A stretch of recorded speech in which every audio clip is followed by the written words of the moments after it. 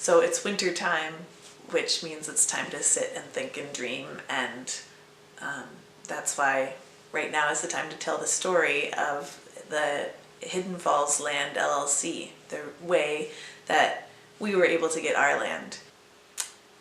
When this piece of ground was supposed to go to auction, the previous owners were ready to part with it, and that was kind of the mode of getting rid of land. But there was a concern in the neighborhood that if this piece of land goes to auction, they had had experiences before where auctions had resulted in hog confinement operators bidding on the land. And that was a result that nobody in the neighborhood wanted. The idea of kind of further intensifying the industrialization of agriculture in the neighborhood was a no-go for the neighbors.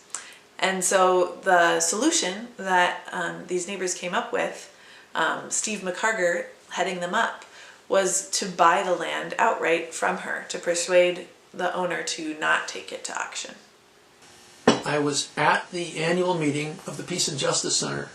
At the end of that annual meeting, I just asked if people could hang around because I wanted to discuss an idea. And I said, we have this concern about what's going to happen to land in our neighborhood. We want to protect ourselves and protect the land and protect the neighborhood.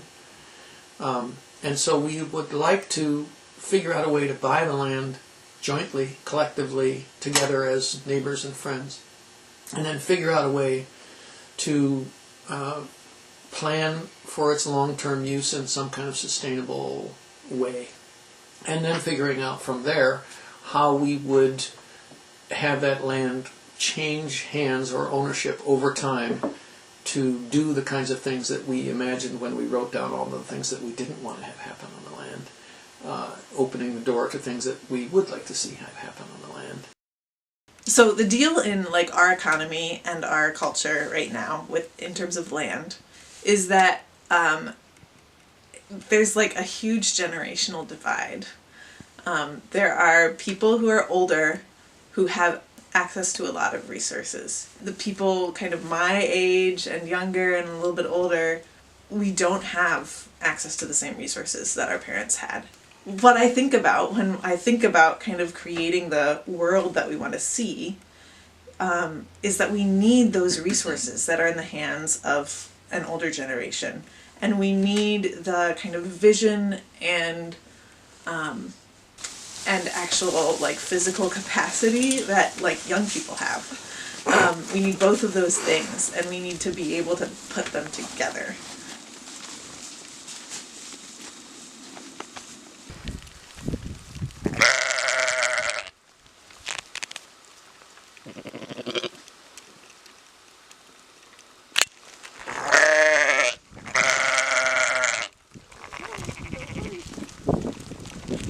We had a longer history of market gardening ourselves, and so it was. And we're growing old and wanting to do less of it ourselves. So hey, here's a young person with energy and ideas. Yeah. What's going to help them get going? Yep, that's right. So I guess we were fortunate that you came along and were interested in pursuing that project, and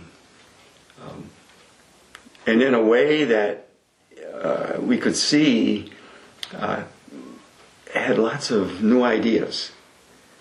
So that was really exciting to us, that here are young people that want to do something we strongly believe in, and we were in a position to try to support that.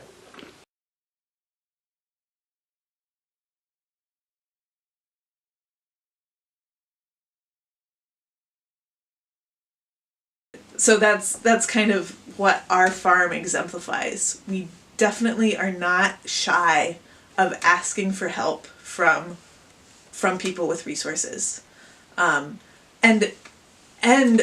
we aren't shy about like telling people that they have resources, even if they're not rich.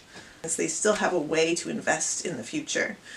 We aren't shy about asking for help, and we also aren't shy about saying, we have a vision, and it's beautiful and it's great, and we're ready and willing to work on it.